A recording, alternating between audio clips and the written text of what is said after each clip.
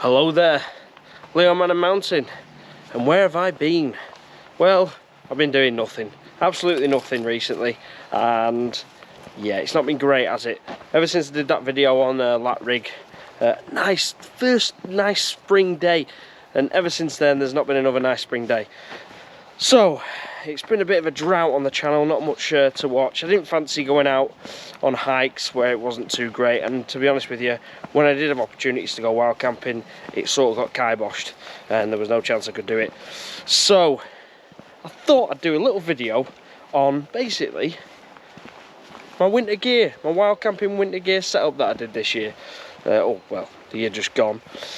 And yeah, it's been a pretty good season for it. Winter has been much nicer than spring has so far, even though it was raining significantly. But obviously I've been out in some pretty good conditions also. You know, I've been out in a lot of windy, rainy, snowy camps. It's been really good fun, to be fair. And what I have found really interesting is a little budget mid-range tent that I bought from Decathlon has sort of been the hero this winter. I've really enjoyed using it. A great piece of kit. And in some of this video you'll see me switch back to my games room, man cave, where I'll show you some of the equipment I've used and some of the equipment I'm going to change this year, what I'm looking at, what I've already changed, etc. So hopefully you'll enjoy this video. I know it's not really a big outdoorsy video, although I am outdoors right now, just on a walk in the Forest of Bowland. One I've already done on this channel, but it's nice. Take the dog out, take the wife out, take the baby out, yeah, and just get some fresh air. So without further ado, let's get into the video. Well, hello and welcome to the games room. Now, as I was just talking about, what I think is probably really the buy of last year, I'll start off with what has really impressed me the most, in all fairness, and it's my 4-class tent. The MT500 has been pretty sensational, I've got to be honest with you. It's got its downsides, and honestly, the pros outweigh the cons with this thing, and for the price, the bang for buck of it, it's an incredible tent. So if you haven't watched my review on it, go back and watch it. You'll find it in my wild camping playlist somewhere of me doing this MT500. It's really impressed me, and you know what, for winter it's really good. It's put up with some good winds, it's put up with a bit of snow, as you can see behind me. That's me putting it up in the Lake District on the video. Yeah, really impressive. Absolutely happy with this tent, like you wouldn't believe. Obviously just then I was talking about I'll have me cup of tea. Things I've upgraded, things I've changed, things I'm going to change. Firstly, I changed the air pump that I use for my sleeping mat. I upgraded it to the latest Flextail mini pump. Is it mini or micro? I can't remember. I'll put it down below what it actually is, the micro or the mini. Really good upgrade. They've improved the design. It's far better than what it was. The end kept falling off on the old one, whereas this one doesn't fall off anymore, stays on, does its job perfectly. So yeah, Flextail mini pump 2, I believe. Again, another year has gone by, and I've stuck with the Jetboil. It's been really good. This year I may test some new pots, you know, stoves, what have you, but this has been really good, I must admit. It is a big improvement over the Soto Windmaster, what I used to use. But yeah, it boils your water quickly, and it's very efficient on gas. So yeah, don't make a lot of noise either, which is one of the crazy things about this, how quiet it actually is. So that's quite impressed me. But like I say, I'm not getting rid of it. It's not something I'm going to change or not use anymore. It's more something that, you know, I will try new things, but I'll probably still go back to that Jetboil. And I probably said the same thing about Soto Windmaster, but them Jetboils are really good. But Soto Windmaster, I've not used that for a good while now. So yeah, one thing that has annoyed me over this last winter, when I was on this particular camp here on Howling Fell, I got wet feet, and At first I thought it's because these boots wetted out. Turns out when I got home I had a close look at them, and there's actually, the water came through the sole. It's got chunks missing out of it. So I thought, you know what, I've had 3 pairs of these in the last probably 3 years. 2 have had changed under warranty, but yeah, I've decided to get rid of these. So I bought a new pair of boots, and this time I'm ditching the Salomons and I'm going for the Scarpas. Now these were, I'm a bit funny when it comes to picking boots. I don't like colourful boots. I know some people who just love the colours, love the oranges, the yellows, you know, the bright colours. Not a fan of myself. So I looked a bit into boots, and I went on Cotswold Outdoors after looking at Go Outdoors, all these different places, and yeah, I found a pair of Scarpas that I quite like the look of. The thing with boots is there's lots of boxes to tick, right? But not all boots are going to tick all those boxes. Now, I wanted something hardy, but at the same time I wanted something that wasn't so stiff that it would be too hard work, if you will. You know, I like a breathable boot as well. The fella at Cotswold Outdoors was saying that, you know, the best boot for Lakeland or, you know, in the Peak District is going to be a leather boot, but I like breathability in boots, and I wanted to sort of stick with Gore-tex because so far I've had a really good experience with them. I've never really had them wet out until obviously there becomes faults in the boot, and that wasn't even Gore-tex's fault, that was the sole on the Salomons.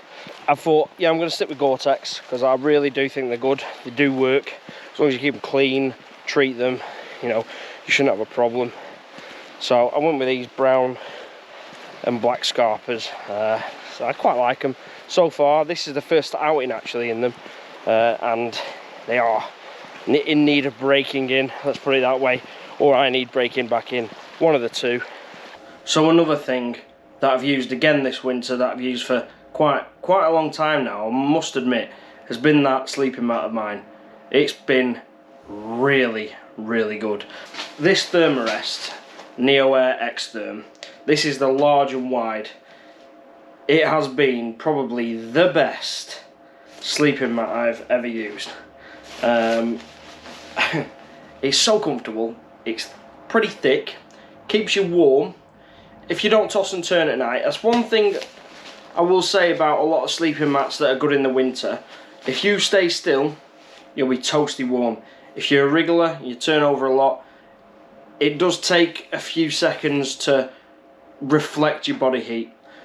But when you have warmed up and you are warm in that sleeping bag, these are honestly, the comfort, everything, I can't complain about this. Whether I get some money to buy another one, I don't know. I think a tent would come first, or a new sleeping bag. But yeah, I've been really, really impressed with that. But yeah, Thermarest NeoAir Xtherm, brilliant sleeping mat. Now another thing I have started using in my winter wild camps has been little nature hike down booties, and I believe these are nature hike as well.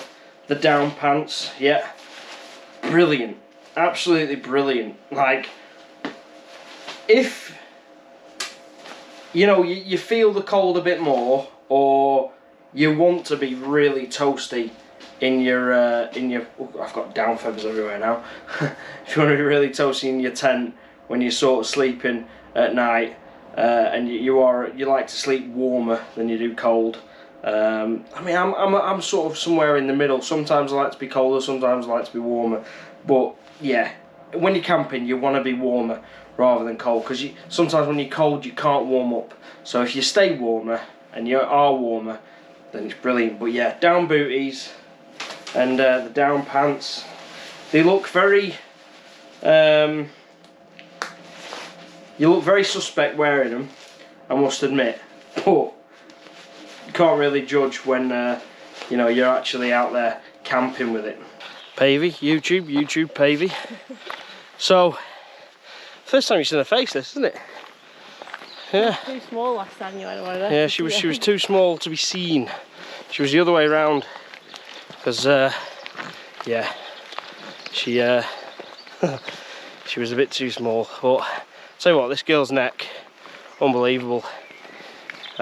She is looking all over the show, and she's only 11 weeks today. Yeah, so super strong this one. She has to stand and walk and everything, so she'll be up mountain soon enough. So yeah, I think I do want to try out some new things for next winter's camps. Definitely want to have a look into my sleeping bag, because I've not been too happy with the fact that it's just been leaking down feathers everywhere.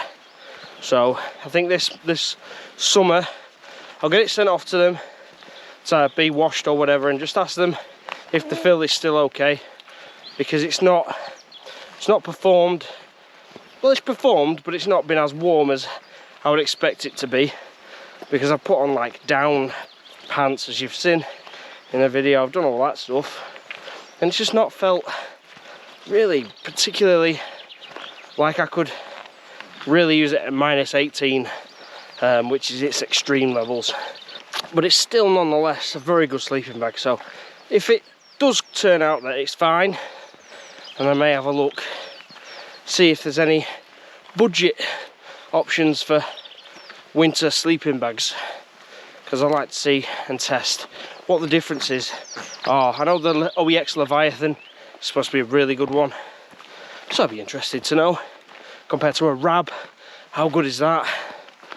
Because my summer bag, my EV300, really is pretty good, I'll be honest with you.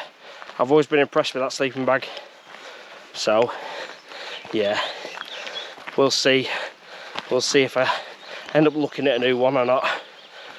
So the sleeping bag I do use is the Rab Ascent 900. That's a 900 gram fill. It's a pretty good, it is really good. I'm not going to slate, it is a good one. But I don't have massive experience when it comes to the winter sleeping bags. You know, it is a very bulky thing. I mean, I'll put it in this this bag that I store it in. You should never store your down sleeping bags, or any sleeping bag, in a compressed sack, because all you're going to do is you're going to crush the filling, and it's never ever going to loft like it should to keep it warm. But this bag is, you know, it's a big bag. This is what I store it in. That's how big the bag is. It's like Santa's sack, something like that. But yeah, it's been a really good sleeping bag. I can't complain. It has kept me warm, you know. So yeah, I can't really moan too much about that. But definitely want to try some new ones. Now, another honourable mention, of course, is the Helm 2. That tent has been really good as well. Helm Compact 2. I've not used it as much. I really fell in love with MT500. I mean, my next workout is probably going to definitely be in the Helm 2. As I do, it is a lot easier to put up. It's, you know, it's simple. That 4-class one, all I'll say is getting the poles in, getting them all seated correctly, and actually getting them locked in place can sometimes be a proper ball ache. But once it's done, it's alright, it's pretty good. One thing I am going to have to mention is my backpack. No wild camp would be complete without something to take everything up in, and this thing has served me for a long time now. I've not found or seen another real backpack that's 65 litre size that's as comfortable as this, that's as well built as this, which has got all the things I like in it. A little storage area in the bottom to put my tents that's separate from a compartment from the compartment above. You know, I really do like this bag. Unfortunately, it is falling to pieces. I mean, like you can see there, it is, you know, a bit knackered. The netting's falling to pieces. You know, it's taken some abuse. It's been on a lot of wild camps now. Yeah, I do still like it. I don't know whether I'd buy another one. I think if I struggle so much finding another one to replace this, then yeah, I think I'll probably buy another Rook. It's not the lightest bag, it's not the you know, it's pretty good for what it is, let's be honest. It's got plenty of room in it. It's not the most versatile bag. It is still, though, for Osprey's lower end of bags, I would probably say I prefer this over some of their more expensive ones. I really do. Well, the Rook 65 has treated me pretty well, and it's such a shame that it's falling apart now. It's crazy to say that a bag's falling apart, but it has been years I've had this now. A long time. But yeah, do love this bag. Osprey, if you ever want to give me a bag, you can give me a bag. Give me another one of these or something that you think's better, and I'll be the judge of that. But yeah, it's been a great bag. It's just a shame it's fallen to pieces now. I mean, I'll still get a few more uses out of it, but as soon as this completely breaks, I think I'll be chucking it in and getting a new one. And I'll tell you what, bags have gone up in price a lot this past couple of years. It's a shame, because I think this was £95 when I got it, which is a bargain. Now it's probably, I think, the £160 now for these, for the same bag. It's extortionate. Well, it's not. It's worth it, but at the same time, you know it was cheaper. So I've got a couple more things to try. I bought a tarp that I'm going to probably use on a wild camp, just as a bit of cover. So whether it's, you know, there's a bit of rain in the air or whatever, try a bit of a tarp tent camp, if you will. Be quite interesting. Some honourable mentions. Cascade Wild. This table has been brilliant. I've used it a few times. Really simple. Just literally opens up like this, and you got a little table. It's been really good, really good. This thing, I got this as a Christmas present a few years ago, and you can buy the cheap foam sort of seating mats from Go Outdoors, etc. You know, all that sort of places, and yeah, it's great. Stops your arse touching the cold rock or some wet floor and anything like that, but this nice bit of comfort behind it as well. You can see there's a bit of padding in there. I really do quite like that. It's something that I've started to use and really enjoyed using a bit more. One thing I am going to try and use a bit more this year as well, which is more of a summer thing, is the Helinox Chair Zero. Really small, compact chair. I didn't take it out on many camps, you know, over winter, because certainly when I did, the camps were like that, so it was pointless sitting outside. Hopefully this year, you know, I can get using it again, and obviously, you know, have some nice nights to sit outside. That'd be quite enjoyable. But apart from that, I think everything's been pretty good. There's a couple of things are going to change, but I think there's always going to be things I'm going to change in my setup. Especially when it comes to winter, it's more on the edge. It's more, you want to find the next best thing, the next best sleeping mat, the next best sleeping bag, the next best tent, whether it be budget, premium, or mid-range. You know, you just want to find what's going to be slightly better for me, what's going to outperform, you know, what's going to outperform one thing over another. But for me, the biggest surprise of last year and coming into this year winter camping has got to be this beautiful tent. It's got storage galore. It's got overhead storage. It's got a bloody washing line in it where I can dry my socks out. Shouldn't have to do that anymore though with my new boots. But yeah, it's been great. It's been really good. So more camps than this, obviously. Well, like I say, my next camp's probably going to be in the Helm too. But now we're getting to that beautiful time of year where we're going to have shorter nights, nicer sunrises, nicer sunsets, warmer nights. So now once again, I can be outside sitting, chatting to you, to whoever I'm with, whether that be Richie, Jack or Simon, who I've just started going wild camping with a lot, as you've seen from my past few videos, or someone new. You never know. It could be an absolute newbie to wild camping, it could be a YouTube veteran, it could be absolutely anyone, because hey, I don't care. I'd like to meet people. I like to meet people with common interests, people who enjoy this sort of stuff, people like you guys, obviously. trig. Well, as I watch the sunset over this beautiful trig of Nicky Nook, I'm going to leave the video here. Hopefully you've enjoyed my roundup of my winter gear, all those you know, little details and things you might not have known that you now know, and maybe ideas of things you want to buy. Yeah, definitely get yourselves out there, guys, wild camping if you haven't already. Start in the summer, obviously. See if you do like it. Buy some cheaper gear, but not too cheap, because I've made the mistake once of buying an Amazon sleeping bag that wasn't really a named brand. So yeah, don't go out and do that. Buy something reputable, but cheap. That's your best bet. Anyway, thank you very much for watching. Hope you did enjoy it. If you did like it, again, subscribe if you haven't already. If you have subscribed, thank you very much. Tickle that bell so you keep notified of all the interesting videos that might be coming out. And now it hopefully is starting to look better now, this weather, that I can get out there, get walking on some more fells, get wild camping again. Yeah, now work's quietened off a little bit. It's not so intense. I can yeah, maybe go out in the weekday as well. So thank you very much for watching, and I'll see you on the next video.